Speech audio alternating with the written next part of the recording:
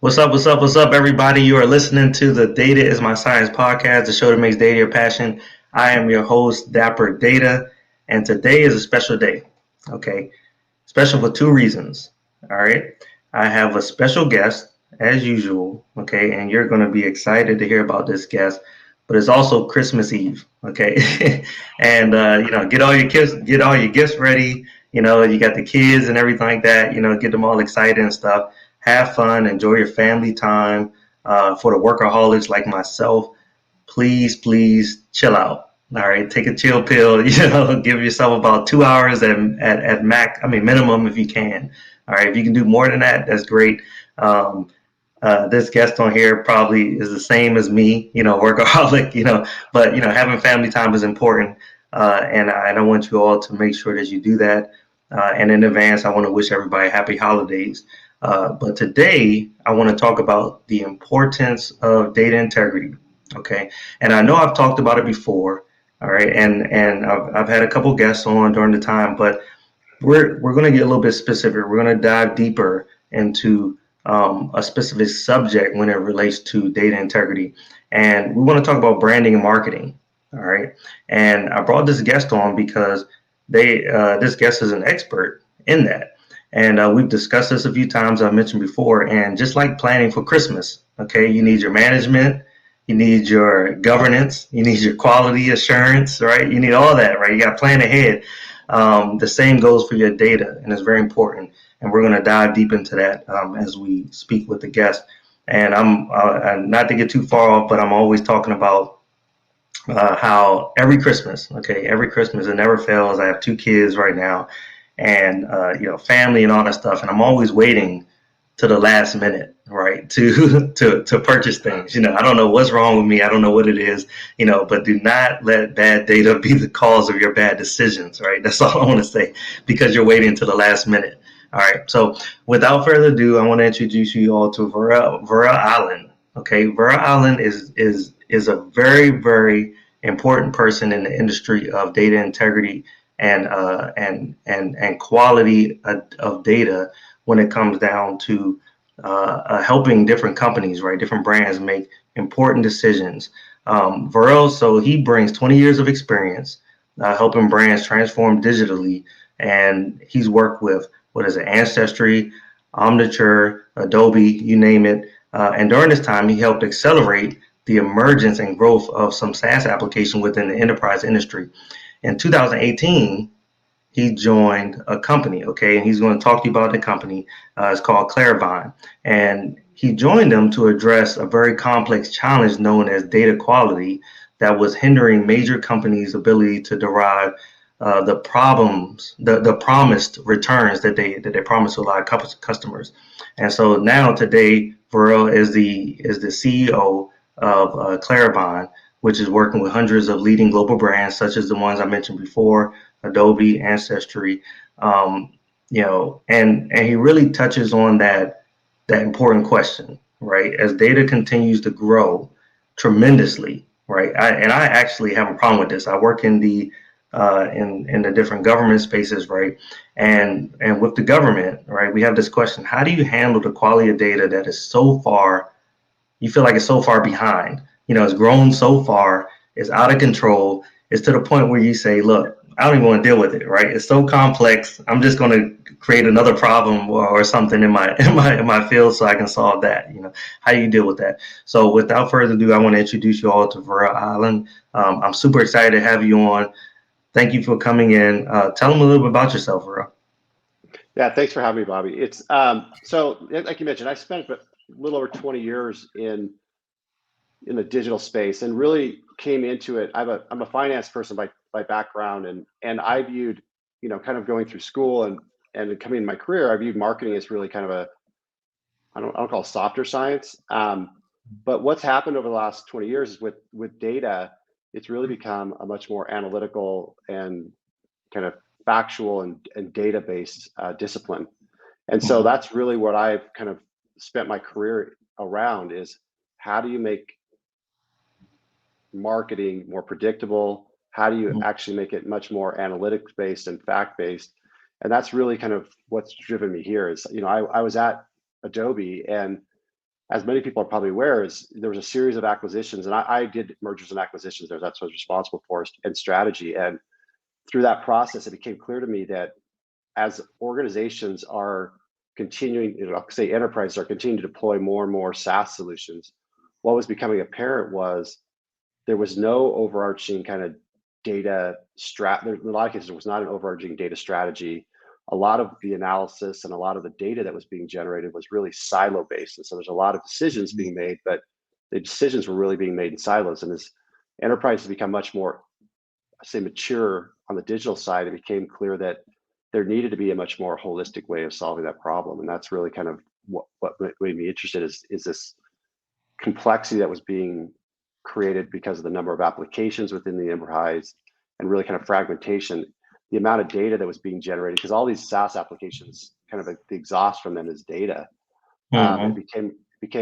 It's become more and more clear to me as I was at Adobe, even though we were doing a lot of the integration of those applications, there wasn't a lot of work that was done on the data level. It was a lot of it was workflow integration, and it made it appear to the customer that it was integrated. But as customers were asking for more and more access to data and were trying to use data in a much more cross-channel way, it became problematic for them and for companies like Adobe, Salesforce in the same situation. The data is just not integrated. It's not even integrated at those large vendors that have multiple SaaS applications and suites, because most of those are acquired applications. Same with Salesforce and other companies. And from a user's perspective or enterprise perspective, it's not that I'm not just using Salesforce or Adobe, but I've got dozens of other applications, and none of them are integrated. In fact, it's kind of more of like they all have their own proprietary data models, and they all have specific uses that are helpful from a channel perspective or in a silo. But that's we've kind of passed the point where that's sufficient, and they're struggling now with kind of the growth of the kind of enterprise cloud data infrastructure to bring that data all together in one location. Right. Well, yeah, that is awesome, and what you're doing. You make so many great points, and it actually brought up some like thoughts in my head, right? A lot of Mm-hmm. questions, and I do see where the benefit would be. I currently work for Oracle, right, as my 9 to 5 job, and we use something like Salesforce, right? We use different applications where we just create our own model of how we wanted to export certain data, right? We care about certain data, we export these things. But at a at a higher level, it may be great to have sort of that data to kind of. I see why they're not integrating right across my competitors, because it's competitors, right? But it would be cool to be able to kind of have certain data be exposed at that level. I see it more beneficial, I guess, or not. I actually see it beneficial at that level, but then I also see it extremely beneficial when it comes down to internal, like to your organization. Like you said, there's so many silos in place, so you have about 5 different, you have one organization, 5 to 10 different areas within the organization, right? And if they could collect data to a central location, or have quality data in a central location where it's not siloed, they're not making different decisions, they're not coming to meetings and saying, hey, look, I got this data, and things like that. I think it would be, especially in the sales organization, it probably would be tremendously beneficial to them to be able to have a collective mindset when it comes down to data that's there. Yeah, and we talk about it a lot with customers, and we're hearing this more and more, this whole idea of kind of a common language. So it's really about having a common language or a common data taxonomy, if you want to call it that, or data structure at the enterprise level. So it's starting at the highest level, saying, hey, these are the fields of data that we use. Here's the data that we are collecting. Here's the way we're naming it. Here's what this means. Here's what is not being collected in this application that we need to augment it with. And so a lot of it's, in some ways, it's standardizing that data at the highest level, and then also really figuring out how do we get more context around what the data is as the data moves downstream, and as it gets into kind of at the points of data analysis and decisioning. How do we get more context in the data? And that's really what we're helping enterprises do, because it is a problem. I think that, we no longer is it sufficient within the enterprise to treat the Hmm. customer one way in this part of the business and one way in this part of the business, because the Right. data is not connected. And that's just, we as consumers have kind of gotten past that, where it's like, I want you to know me, everybody Yeah. here should know everything about me. And that the expectation, I think, on consumers has kind of driven this. Right. And like consumers are starting to, what do you call it? Like consumer driven data decisions or something like that, right? They're Hmm. actually starting to do their own research, right? So you can't just put out Yeah. garbage, right? Stuff, they're doing their own research on the company prior to making a purchase on what they want to do. And, you have an Adobe, right? You have Ancestry, and if you're putting out certain data, if it's marketing, whatever it is, they may go back and say, hey, look, you have competitors. Let me do my own research. You give me this, Yeah. great. Now you're in the top 5 of my research prop right now. So now they're starting to do their own, right? You see that a lot, probably. Yeah. Yeah, you see that, and I think a lot of it's consumers want choice, right? They expect experiences and their interaction with brands to be, achieve a certain level of quality, and that's where I think when we talk about data quality, a lot of it's founded in the fact that consumers no longer kind of willing to accept suboptimal experiences, and All right. and it's it's it's tough. It's I think the requirements for brands the bar continues to ratchet up based on the fact that consumers have options and consumers have choice, and that's good. That's a really good thing. Yeah. At the same time, I think it sets a higher bar on the part of kind of the enterprise or brands to kind of get it right. Right, right. No, great point. So I wanted to start off, as I mentioned, I know we had some conversation before, and the audience, can range from very advanced all the way down to or same level as novice, right? They're into Yep. it, they're interested in it. So I want to take it a step back a little bit, right? I know we talk about quality of data, right? The integrity of data. What does that mean, and why is that important for us to really focus in on the data integrity and quality of the data? Yeah, I think, a lot of it comes down to, and you hit at it earlier. You mentioned that I've been in those rooms where people bring in reports, right? And everybody kind of brings in reports. You start to roll the data up, Hmm. and it doesn't add up. Like, you Right. bring in conversions, and every team brings in their conversion numbers, and the aggregate conversion number is half of what the kind of individual channel or team level Yeah. conversion data is, and no one knows why. And so you sit in there, and there's everybody's comes armed to make their argument, and so to me, data quality in a lot of ways starts with the fact that you need to have a consistent way of talking about the data, a consistent way of measuring end to end, that everyone's agreed upon. So some of it's about setting expectations, getting alignment and agreement up front. And the way that Hmm. we think about it, we think about data quality starting with data standards. And that's kind of how we really think about what the world is. If you don't have standards and you don't have that common language, it's really difficult to create data quality that ultimately drives the ability for people to make decisions, but even more so now for machines to help make some of those decisions. As we think about Mm. machine learning, if Yeah. you have low quality data, is data that in a lot of cases gets excluded from the decision set that's used to either train models or Man, run those great models point. in real time, and in the decisioning. And so there's data quality has a trickle down effect all the way through the process. And if it's not, the way we think about it is, historically, we as an industry have tried to kind of create data quality through cleaning up data, with processes like ETL and other Hmm. down the pipeline, or down the stream of data to fix it. And that's a very reactive way to approach data quality. We look at it differently and say, hey, listen, there's another way, which is involve and create a bridge to the business side of the things, and allow them and enable them with tools to enforce and develop kind of data quality much more proactively at the point of creation, where the context exists around what the data is. Yeah, and I've seen.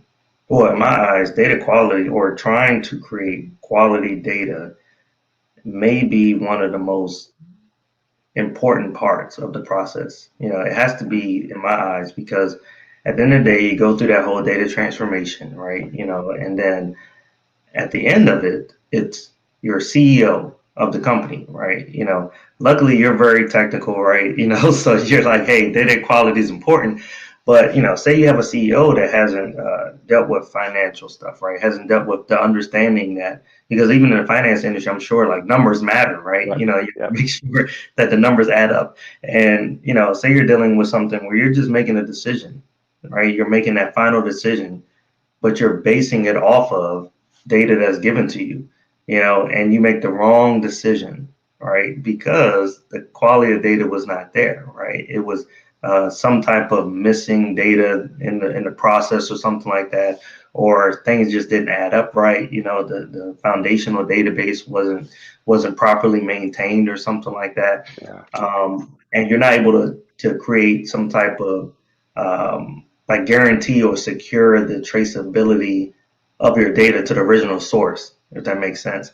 You Yeah. know, and, uh, and it jeopardizes things. It has to jeopardize things like sales cycles, right, or create confusion or with customer relationships, even that to that point. So you bring up a great point.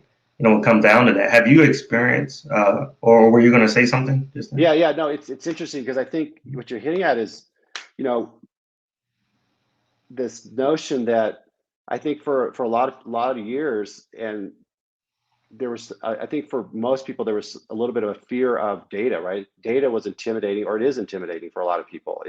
Mm-hmm. And so I think what we're entering an era though, and I talk about this all the time, we're entering this era where data really is, it's required almost to do your job anymore. Even if you're not Mm-hmm. an analyst, you have to be able to understand and read and interpret data. And Right.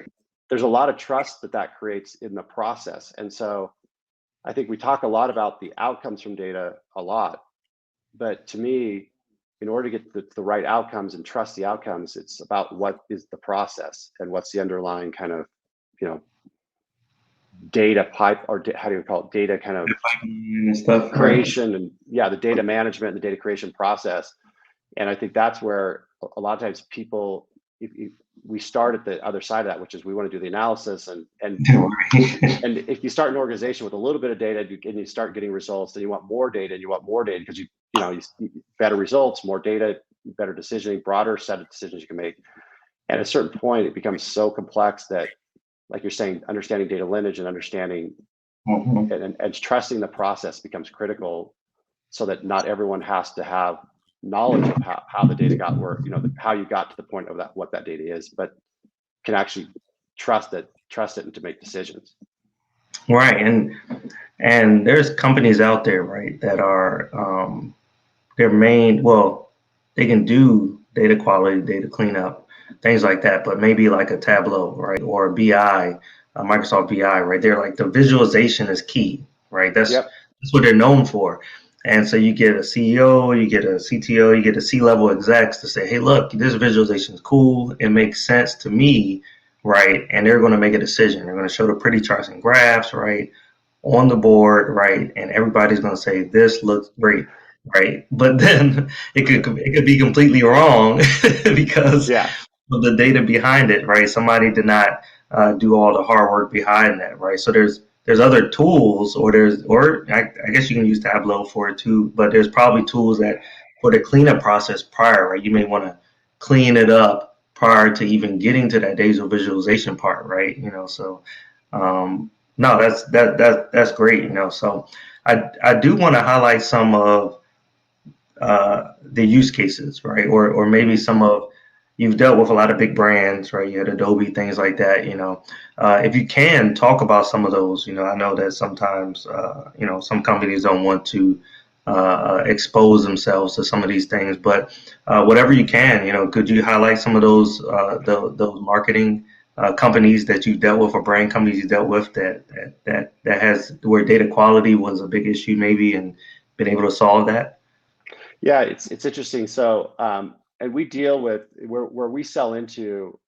with our solution today is into some of the largest brands in the world. So, there's, we have like the largest athletic shoe manufacturer and one of the largest automobile manufacturers, largest pharmaceutical, two of the largest pharmaceutical firms in the world. So it's large enterprise that we sell into. So what we're seeing more and more is, I can give you an example. We were talking to, and actually one of our customers was talking to us before they were a customer, and they were struggling with getting the data cleaned up quick enough to make decisions. And so they came to us and said, listen, they spend probably $500 million a year in digital advertising. And they said, we don't optimize on Tuesdays. We don't have the ability to, because it takes us each week, we reset the data set that we're using to decision, and it takes us that long to process data. So there's literally 1 out of every 7 days, and we just kind of have to trust that and leave everything on autopilot, which doesn't sound like a big deal, but when you're talking about, $100 million a day, 50 days a year, or more, that's a lot of dollars and they acknowledge it. They said, there's things like that we recognize based on the time it takes to clean up the data, get everything ready to go each week. We're literally missing 1 out of every 7 days being able to optimize.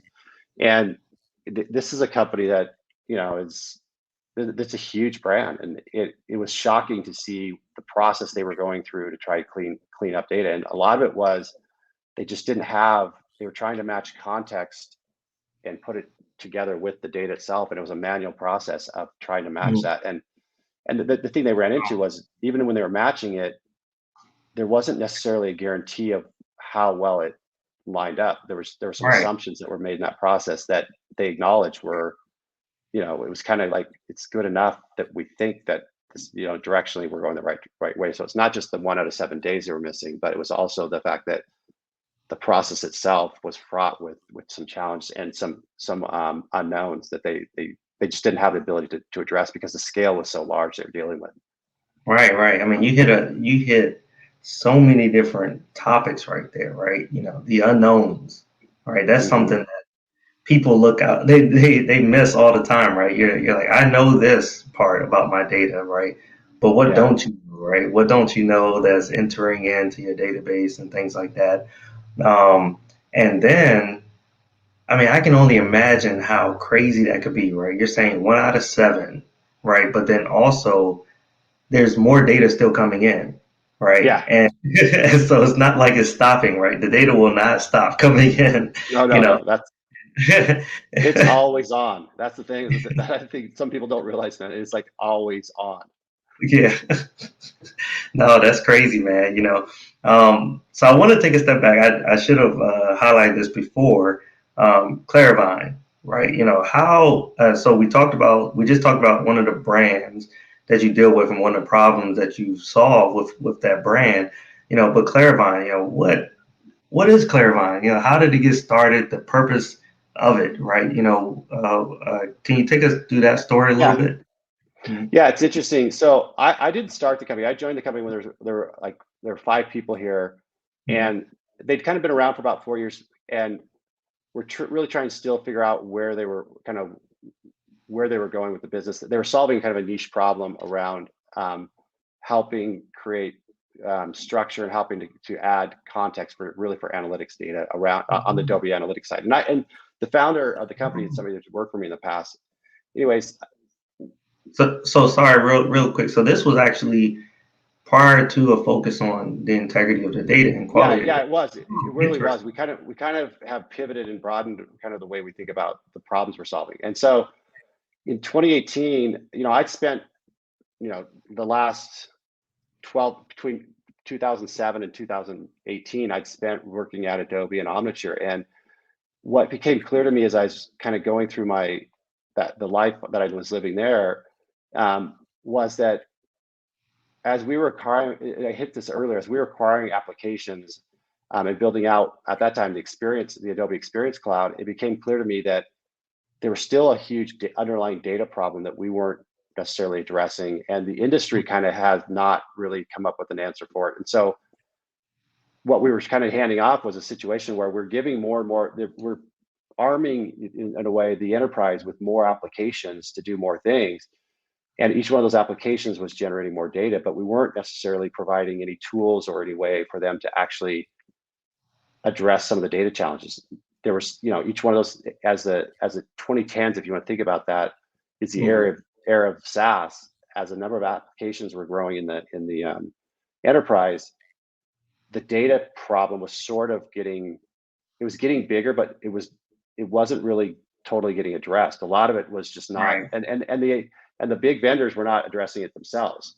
And so I started to realize towards the end of my time at Adobe that, I'd spent 10 years acquiring companies that became part of this Experience Cloud and really was arming the enterprise with more applications, but was also starting to create a bigger problem for them on the data side that was really just starting to become realized, I think, within the enterprise, and has become much more, I think, a known problem over the last 3-4 years, especially as you had more and more of these, Snowflake and Databricks and some of these other companies that make it easier to stand up data instances have come into existence.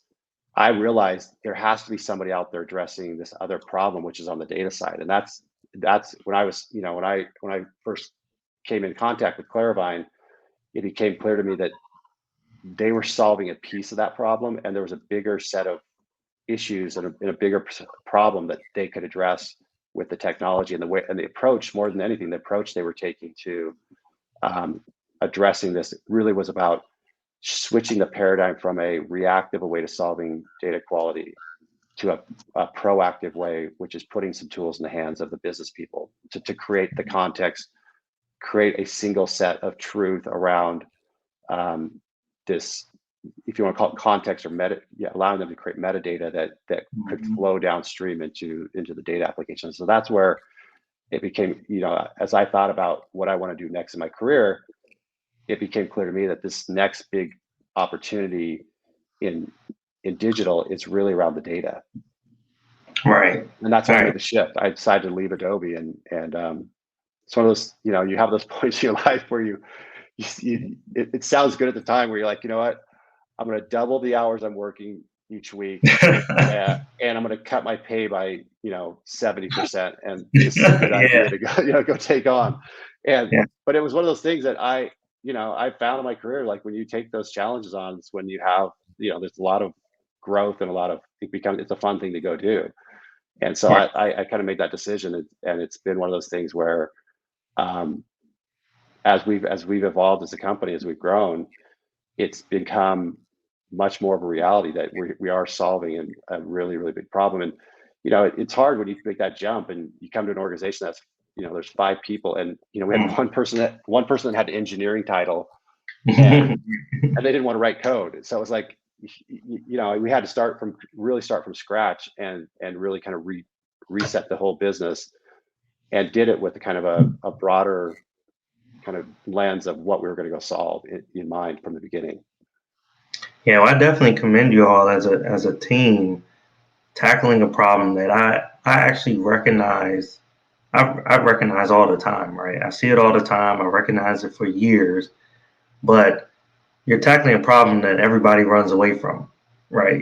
Because I know if I look at something like, and you're doing it at enterprise level, right? I can go to a company, I could do a nice little project with a company where I'm cleaning up their data and things like that.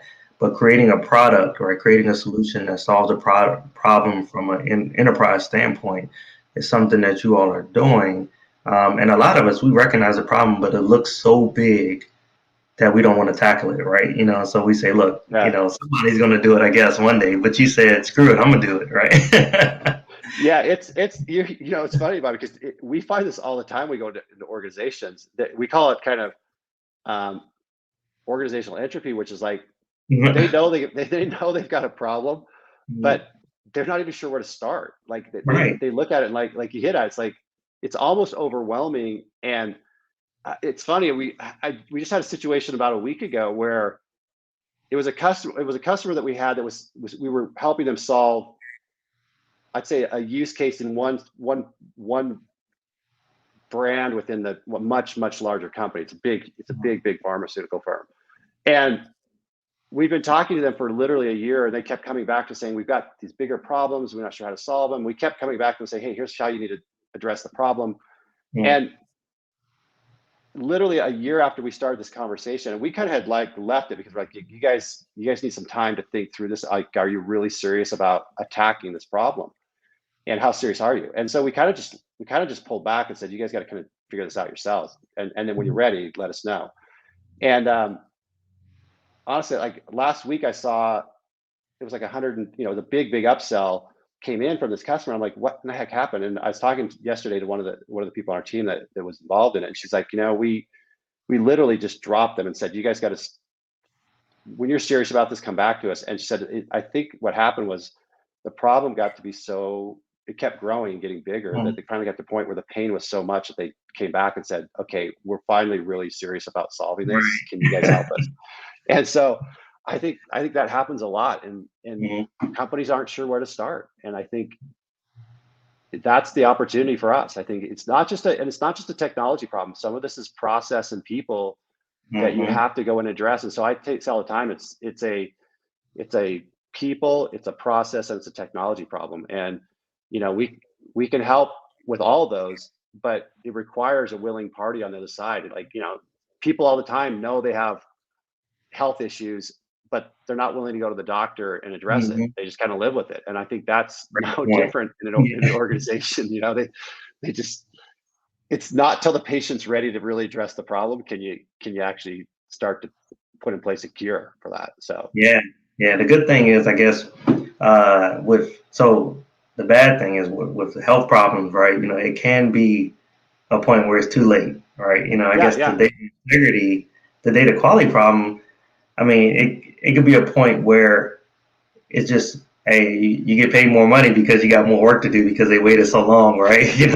But it's never too late, right? It's never too late. You can dive in, and it's funny because I just kept thinking about, as you were talking, all I kept thinking about was those huge companies, right, that started so late to tackle a problem like this, right? But they've been going on for years. I mean, since they first started, 15, 20 years down the line, and the amount of data that has been collected. And I mean, it's just mind blowing. It definitely would make me run away from a problem like that and say, look, you know what, guys, I'm sorry, but you need an enterprise solution for that. You need a product that can go in and do some of that stuff for you behind the scenes, right? You're not going to be able to manually do any of that because you're going to have to go back years and years of historical data to try to figure that crap out, Yeah, and I think some of it comes down to like, I think an organization has to make some decisions around how far back do we really need to go? Because stuff there's a half-life with data, and a shelf life with data, and over time, as we all know, the value of data over time, it decreases. The value of the data over time as it becomes age, especially in the world we live today, where things are moving much more quickly than they were 5-10 years ago. And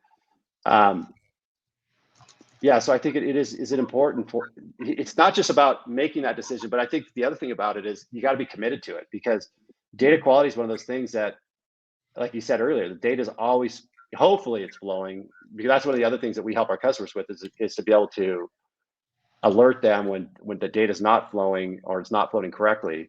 And so, but the data is always flowing. And so it requires kind of constant diligence and a commitment at the organizational level that we're going to solve that. A, data quality matters, and B, we're committed to solving it, because it's not just about, hey, turn on a solution and stop and don't think about it. You've got to it takes some discipline in the organization around, process change and some of those things that are not, I think some people think they're daunting, but it becomes challenging when I think for organizations, when you get people involved in these processes, because it requires a commitment from the organization that this matters and that we're going to go tackle it.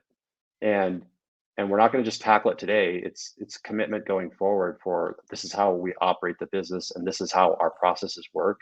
And part of what we're doing is building into those processes solutions to things like data quality. And I think that's where when you see organizations that are that committed, it's pretty impressive. I got to tell you, like I remember one of our customers, when they first, most of our customers will come to us and they'll start with a business unit or a specific area of the business. And, one of our customers early on came to us and said, listen, we've got this problem globally. We've got a couple dozen agencies that we work with around the world. We've got 4 geographies. It's a huge, huge athletic shoe manufacturer. And what they did was they made a commitment up front that they were going to go all in on data quality. And it meant it took 6 to 9, about 7 months for them to actually go live with our solution. But when they went live, the entire organization went live at one point. And that's the only time I've seen that happen. And the level of commitment there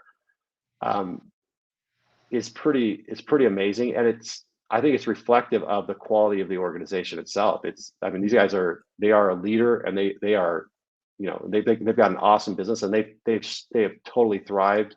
There's all sorts of use cases out there about them thriving through the pandemic. And a lot of it's because they were disciplined about this. And I think we see that with our customers, the ones that are disciplined and committed, you can actually see a marked difference in the performance of their businesses.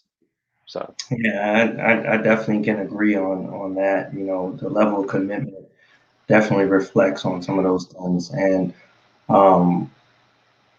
so when you're I actually had a question, right? It was a yeah, question regarding the actual product itself. And I think it was around, I kind of lost a little bit, but I think it was around, are you able to tell, I guess, based off of lineage and things like that, connections, are you able to say, hey, look, why are you even collecting this data? It's not valuable to you at some point. Or is that a decision the customer may have to make by looking at some of the stuff, but either way, is that something that can be found throughout that? Yeah, because I think, a lot of that comes down to, you hit on a point, which is everybody wants to collect everything, right? Right. It's like one of those things, like just because you can, you need to ask the question, should you? It's not just Right. about Right. can, because can is one question, but the other question that people need to ask is, should you? Right. And what we see more and more is, again, it's being able to understand what data is actually being used and not used in which processes. Because if you're not connecting the collection of the data on the front end with the use of the data on the back end and tying that to business value, then it's very difficult to know, should we or shouldn't we not be collecting it? Because in some ways they're like, what, we collect it, so we might as well just keep collecting it. We might, even though we're not using it today, we It might might use be it just in the valuable future. later. Yeah. Yeah. But again, I think you've probably seen this. I've seen this a lot, where that's great, but like they typically don't ever use it. So it continues to be collected. It's just more data. But I think if an organization has the ability, more control over, and more discipline about, and higher data quality, the data quality is higher. The thing is that most organizations, when they're thinking about that, of should we collect this, it's usually they're asking those questions because they're starting to hit a wall of, like, we're maxed out on what we can actually handle. So rather than saying, hey, how do we improve the process so that we can manage more data efficiently and productively, they start asking the question of, like, almost of like, okay, we sort of maximize the size of the data set we can actually manage or control. So what gets Right. thrown out, rather than saying, let's get better at controlling and manage that data set, so we can actually manage it at bigger scale. They kind of, in a lot of cases, data questions get addressed and get asked because of what are believed to be limitations, and a little bit that starts asking the question, are we kind of operating in the status quo of, like, yeah, we've hit a maximum here, so we have to kind of figure out what fits into That's that not and what good. doesn't. Yeah. Yeah, because that starts to like hinder their ability to kind of scale, right? When you're thinking in that term, right? I know it's going to cost, but don't think about it as far as, I'm maxing out this database or whatever. So I need to cut down on some things, I guess think about it as how can I make it more effective or efficient, as I Yeah. continue to grow and continue to grow the database, and be willing to put up the money, if you can, right? I'm sure they got money, right? They can do it, and figure it out.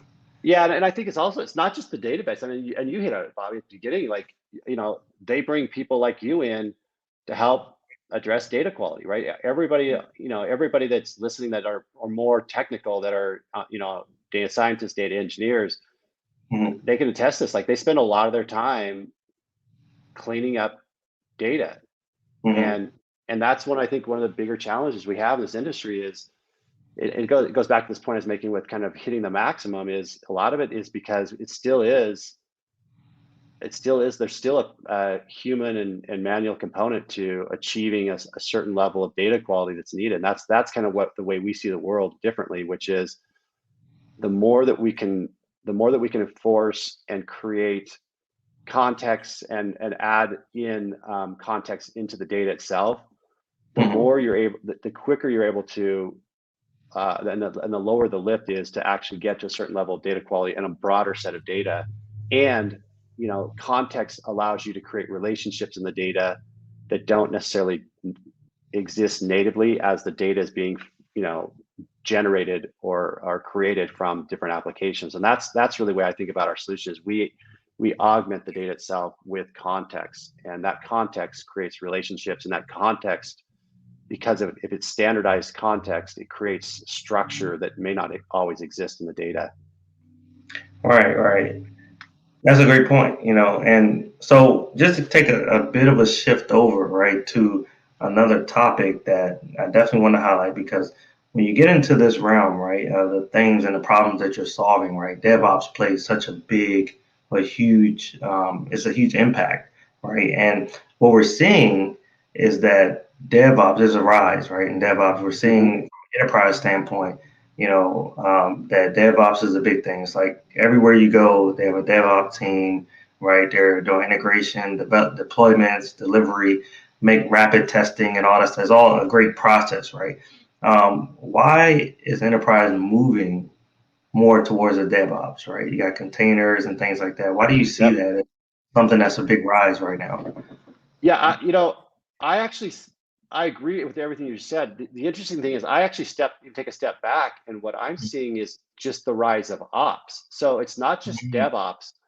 You think about in the last couple of years within companies, there's been the rise of like revenue operations and marketing operations. And I actually think we're in this era that is what I call kind of the rise of ops generally. And I think some of it comes down to what we're talking about. I think data and process becomes such a big part of creating scale.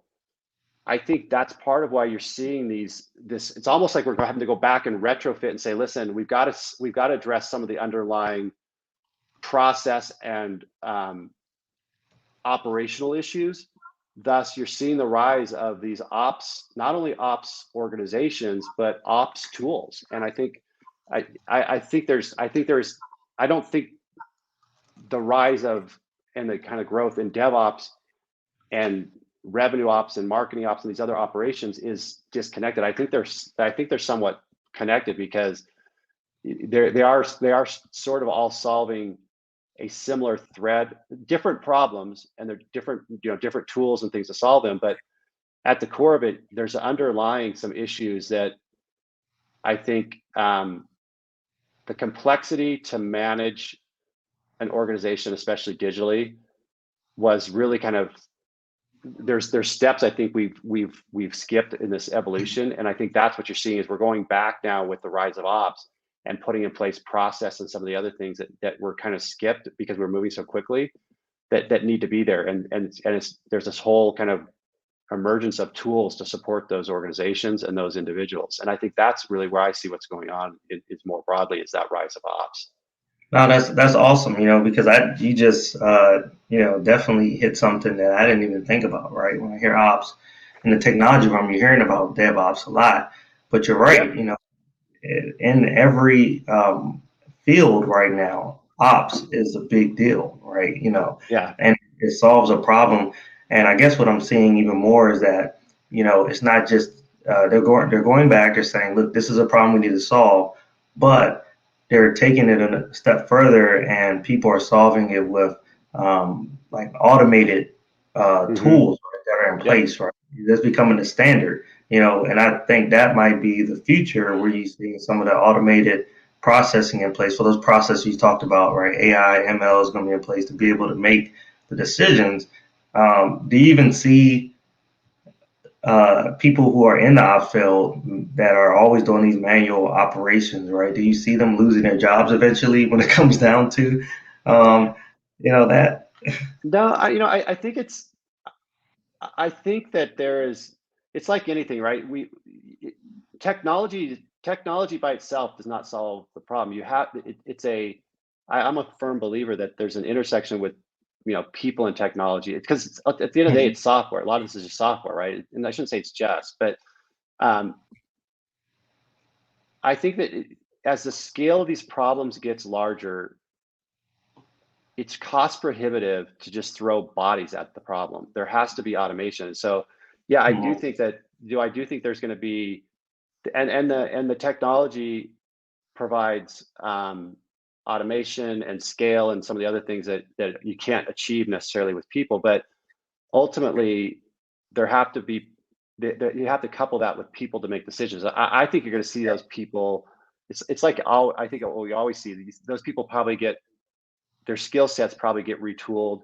They start to Right. learn how to use the tools themselves and how to leverage those tools so that it's not just about putting a solution or a technology solution in place, but it's how do we extract the maximum value out of that investment that we're putting in place. And that usually involves people as well. So I think you're going to see more so the rise of ops to me is actually a rise in this kind of emergence of some technology solutions, but I also think it's kind of a pivot and a kind of retooling of the people themselves.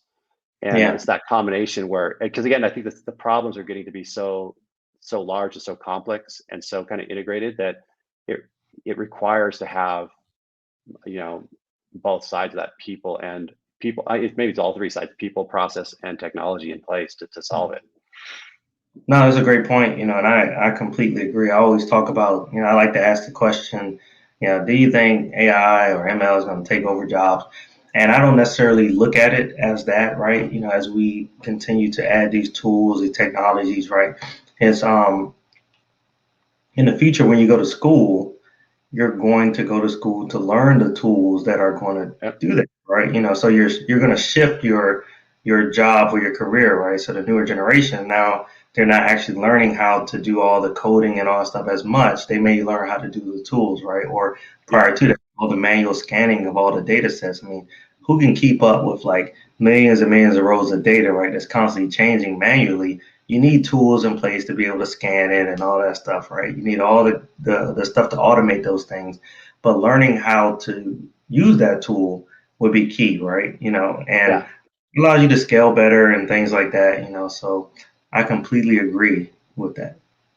Yeah. And I think that's, and we're seeing that. I think that, it's more and more, it requires, even like within in the functional areas like marketing and finance, like it's no longer can you get by without having some technical skills. You have to have there's a component of that. To me, this whole idea that you've got STEM over, like you talk about education, you got STEM that sits over here, and then you've got everybody else that sits over here. It's like no, it's becoming much more. Everything's kind of becoming much more integrated. It's part of the way we work. It's a part of the way we live, and Right. I think that is going to continue to be, that convergence of that is going to continue to happen. And I think to be successful in these functional areas, like finance, marketing, and other areas, you've got to have the ability to, in some ways, not, I don't want to say code, but you've got to have the ability to move beyond just what are the functional needs and the skills I need to have. But it's now I've got tools, and I've got other I've got applications and other things that I need to other things I need to know they're more technical to do my job. And that's just kind of, I think, the kind of this pivot that's happening with a lot of people in their careers, which I think is a good thing. No, no, absolutely, I absolutely agree with that.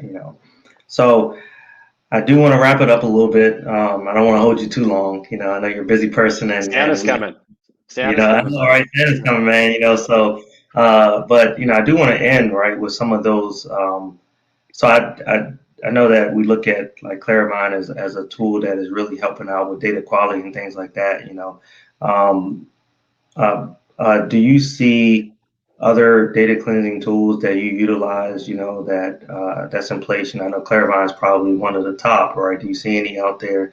Not competitors necessarily, but more so ones. If I was a student or something like that, you say, hey, look, just use this, or something that you think. I typically use like your Python and R and Excel, right? Because I'm so deep into programming, but I'm sure there's some tools out there that that's starting to take over some of those things where you don't have to be as deep technical, right?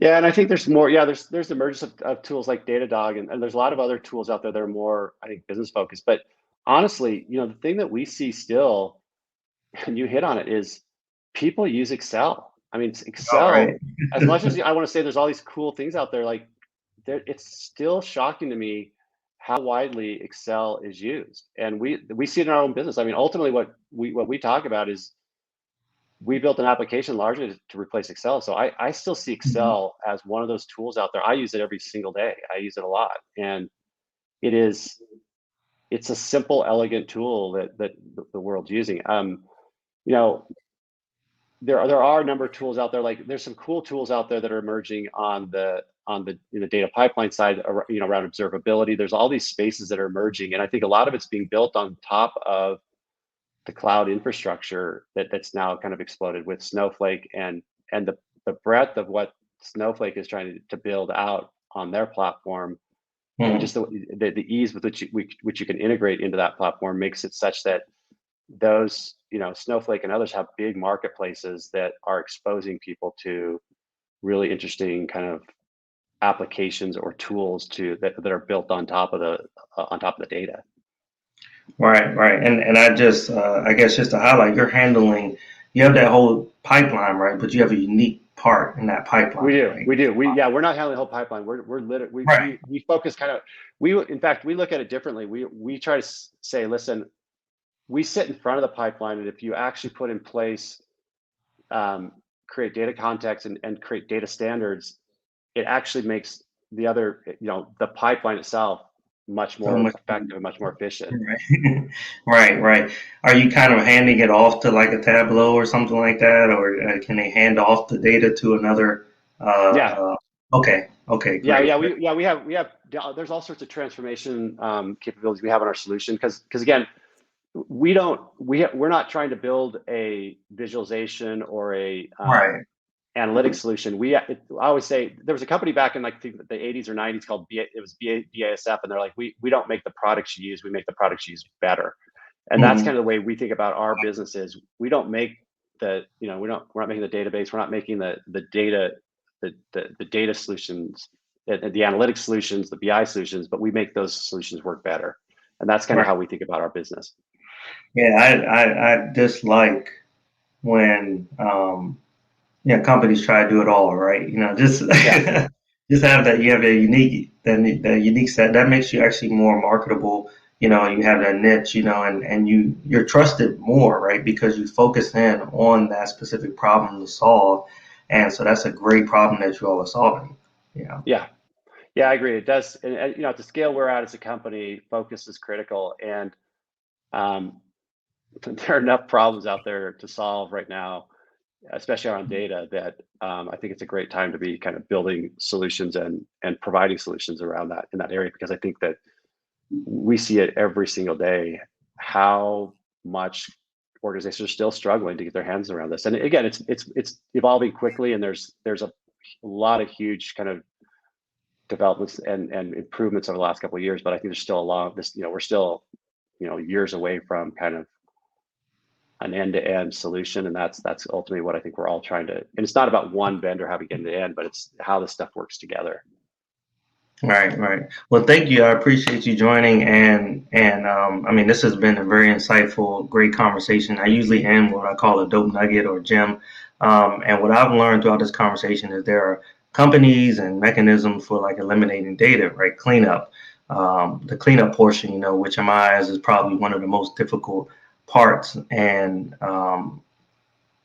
what you all are doing is solving that problem, right? The unique problem that a lot of companies need. That's a need for them, and also I learned that there's a rise in ops in general, right? Not just when we talk about DevOps, which is like a big buzzword that they use, right? But you got marketing ops and all kinds of different ops.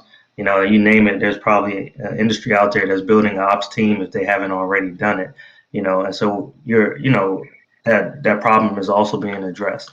Um, I do like to end with a game, right? So a real quick game, I talked about it before, and I always do this game with the guests. We're so technical, we talk deep technical all the time, even high level. I like to keep a little bit of fun and excitement in there for the audience, and so I bring in a game called Overrated, Underrated. And as I mentioned before, basically I ask you a question or just say a phrase or a word or something like that, and you decide whether you think it's overrated, underrated, or right where it needs to be. So, are you ready? I'm ready. All right. Multitasking. Oh man, I'd say that's underrated. Oh, nice. I Yeah. really, yeah, and I said because I'm a guy, like Yeah, that's yeah, how I feel. All right. I agree. All right. Goat cheese. I love goat cheese. Underrated, definitely. Underrated, underrated. Yeah, I'm not a big goat cheese fan, but it depends. It depends on what it's mixed with. Then I'm Hmm. like, all right, I can dig it. All right, video games. Uh, Everybody's probably gonna hate me on this. I think they're overrated. I just don't have time for it, man. I do not have the Yeah, time. yeah. No. No, I agree. I agree. As technical as I am, right? I have a lot of friends, that just they're like gamers, or I have even my son, right? He's like a super gamer right now, and Yep. I'm like, I wish I could play with you sometimes, and so I know I would be so far behind. So, yeah, I would love to do it, but I don't have the time, So I do think it's overrated when you have like a business and things like that sometimes because it could just get in the way and maybe slow you down. Just depends Yeah. on who you. It's just it's a huge time suck. I have a son that's he plays Fortnite and he loves it. He's good. But man, I see these kids walking around and they're watching other people play video games. It's just like it's not just that I'm playing it. I'm actually watching other people play it. So it's like Yeah, it's anyways. more of a consumer, right, instead of a producer. But we're not neither you are probably in that demographic. So Yeah, essentially, it's overrated. So yeah, yeah, definitely. All right, financial stewardship. underrated. Yeah, I agree. I agree. All right, YouTube. You know, I would have said underrated, but last week I had to switch my TV provider because they stopped carrying for a couple days all the ABC properties. So I would say now it's overrated because I had to switch providers. They ticked me off on Saturday. I was trying to watch a bowl game, and I Yeah. couldn't I couldn't watch it because they didn't have ESPN. So I had to switch to Hulu. Oh man. Oh man. All right, last one. Well, the last two. Cycling. Underrated. I love I knew spending you were time on my gonna bike, say man. Love to that. spend time on my bike. Yeah, yeah, you do a lot of it. I know you told me that was something of interest of yours. That's why I threw it out there, give the audience an insight on some of the extracurricular activities you do outside of it. Yeah, I've done. I love. There's something about being on a bike and being kind of single focused and single threaded, and the pain that comes sometimes with like, I do long rides, and I live here in the mountains in Utah, and I don't know. There's something about kind of getting in the hurt locker, I call it. Yeah, That yeah. it sounds weird, but I like it. No, no, that's great, man. That's great. Well, Verl, I really appreciate you being on here. I won't hold you any longer, man. I hope you enjoy the rest of your holidays. And again, audience, thank you for listening to the Data is My Science podcast, the show that makes data your passion. I'm your host, Dapper Data. Where can they reach you at, Verl? And is there anything that you're promoting right now? Books, conferences? You want to go to the website, whatever? I just encourage people, if they're interested and have questions out of what we're talking about today, look me up on LinkedIn. There's not a lot of people out there with the name Verl, and some pretty easy to find. All right, great. And as you all know, you can reach me on any one of the social media platforms at Mr. Dapper Data, including LinkedIn as well. And have a happy holidays, and look forward to talking to you next year. All right.